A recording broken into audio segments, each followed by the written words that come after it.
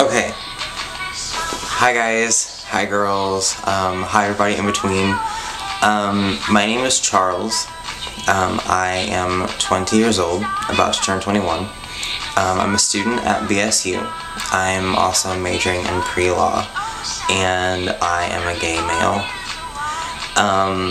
Anyway, I guess most of my video is going to be about my coming out story and my story of support with family, friends, and finding like who you can be with to make yourself feel, I guess amazing would be the word, because you really shouldn't settle for anything less. Anyway, my coming out story started in high school. It was my sophomore year. I had, I guess, been battling with the idea that my feelings for other guys was like just purely a phase, because that's what I was always told growing up. It was a phase. Like, everybody goes through this. Oh, everybody goes through this. No, they don't. Anyway, so I was having a really rough time because I thought there was something wrong with me, that that it was flawed, that I was very ashamed of how I felt, and that's not how you're supposed to be. That's not how you should feel. But I kept everything inside. I didn't tell anybody anything. I went through everything on my own for a long time. I became a cutter. I hid my wounds so nobody would know. It wasn't one of those, you know, to get attention. It was one of those I didn't want to have to deal with emotional pain, and that's not okay. I've been there, and it's not okay. Anyway, but it started to really fall apart because it really started to take a toll on me. Something like that builds up inside you, and it just starts to literally just seep from you. Nobody knew anything was wrong with me. I didn't let anybody know anything was wrong with me. I would go to school, I put on my game face, I went, I socialized, I studied, I performed well. And I went home and nobody was any the wiser. Granted, I mean, I would cry occasionally, but I mean, it was mostly, I would just blame it on, oh, it was just a rough day, or something happened, or I would make up so many lies. I lied so much, and that's also not okay, because I hid parts of myself from people who love me most. But then I guess the next thing would be that I ended up being institutionalized for about a month. I was literally in a psych ward. It's nothing flattering. It's not fun. I lost all hope for living. I felt like such a disgrace and such a disappointment, that I didn't deserve to be around anymore. I didn't want to be. I mean, I would lay there and pray to anything. I would pray to anything that would listen, just to take me in my sleep. I didn't want to wake up. And like I said, I went in, I came out eventually. I got out about a month later, and nothing had changed at all, really. Which is really awful too, because you expect to go in there and it be a place of healing and refuge, and it was not. I was the only gay guy in my ward, and nobody really seemed to understand it at all.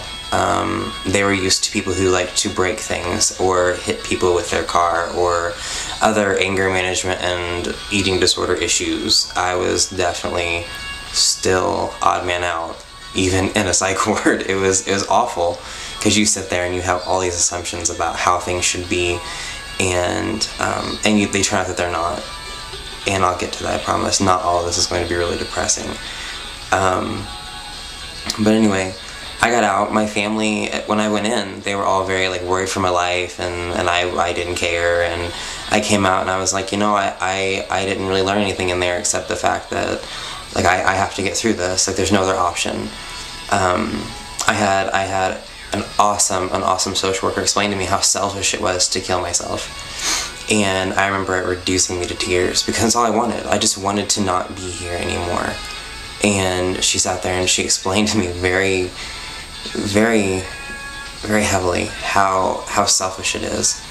I mean, you know, it's one of those things where you sit there and you realize, you know, how could you do that to somebody? And you're not only doing it to somebody, you're doing it to so many people. Like, you're taking yourself out of their lives forever. You know, you're leaving your mothers without a son, your fathers without a son, your brothers and sisters without a sibling. You know, I have, you know, I am Charles. I am a son, a grandson. I'm the only grandson in my family. I am one of the only nephews in my family. I'm the cousin who plays father, quite literally. I mean, and if I would have killed myself, I mean, my mom would have had to explain to my little cousins who thought I hung the moon, oh, well, things got a little hard and he just couldn't handle it. So he decided to kill himself. And, I mean, if you think about it in that way, it's very ridiculous. Granted, I'm not sitting here criticizing people who have done it. I mean, that's what all this is about. It's about reaching out to everybody who needs help.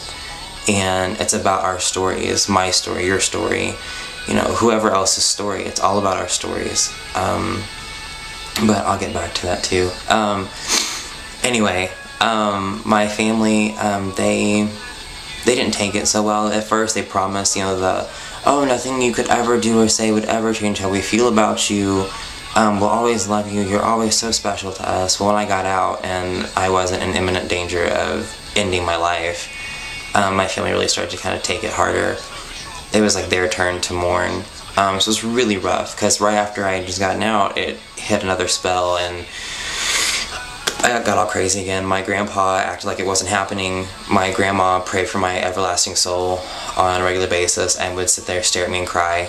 My mom was so angry. There's a lot of backstory there that we aren't going to go into, but she's just been hurt a lot, and this is one of the last things that she ever wanted her only son to be, which I understand. But after all of that, things really did start to get better. I met friends who embraced me for who I was, and it wasn't just because I was gay. It wasn't, oh, hey, I need more gay friends, or, you know, hey, you're funny, or whatever. It was, people embraced me, all of me. You know, every aspect of who I was heavily accepted by people I found, and it's about finding those people. I went to USI for 2 years or so. I met some amazing people there, amazing people who showed me so much about life and laughter and friendship and love,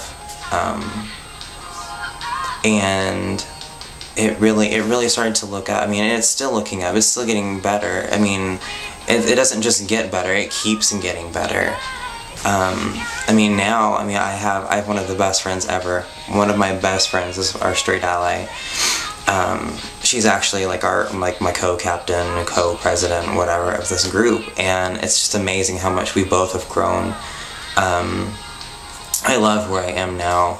I'm independent. I'm all grown up, and I love interacting with people, and, you know, we're part of our Spectrum group here at Ball State. It's amazing. It's an amazing group full of people, all shapes and sizes, colors, creeds, everything. We have people who will be like, oh, you know, are they bi, are they gay? And then we just get, oh, they're just them. I mean, you have those people too. I mean, I've learned so much about myself in this past year, so much about how the world works, and I mean, I'm still learning. I mean, I don't know everything, obviously, but I do know it gets better. And, you know, being someone who is so near to taking their life, it's miraculous how different things are now. Because, I mean, when I was there, I mean, I didn't care where I was going to be in I didn't care where I was going to be in 2 years. I just wanted to not be here. And, I mean, I just look back and think about everything that I would have missed out on. And, I mean, and it's not arrogant to think, I mean, well, look how many people would have missed out on me. Because everybody that walks into your life is a blessing. I mean, if they are a pain, I mean, they are special in their own way. And I mean, just to think, I mean, you know, this moment of darkness and pain and grief and anguish it's okay. It's okay because it's going to get better. All you have to do is reach out, grab somebody. You know, there are people who are more than willing to sit there with you till 3 in the morning and cry with you just about nothing. I mean, not that ever happened for me or anything. I mean, it's a hypothetical thing, of course. But, I mean, I can sit here and show you my scars. I can sit here and tell you my story for days. But the point is, we can't let each other fall. We're all a family. I mean, you don't have to love, or you don't have to like your family, but you have to love them. But we're all family. I mean, there are so many people who you don't even know yet who want to sit there and share everything with you. There are people that you haven't even met yet that want to spend the rest of their lives with you. There are people you haven't even met yet that will change and shape you for the rest of your life. I mean, relationships now, I mean, they seem kind of crazy. I mean, you know, we're all, you know, 18, 19, some of us younger, some of us older.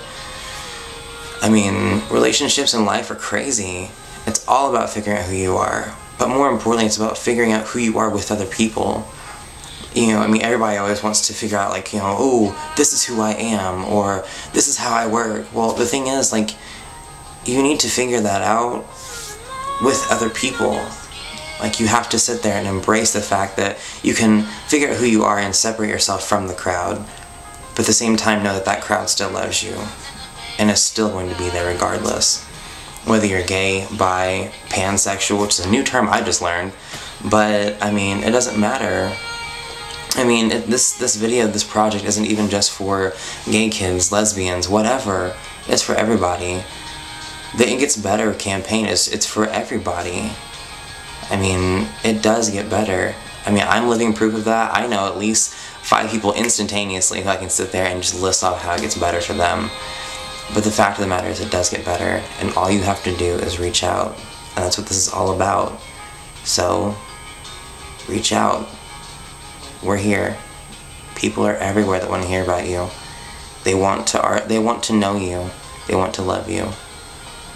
So it gets better.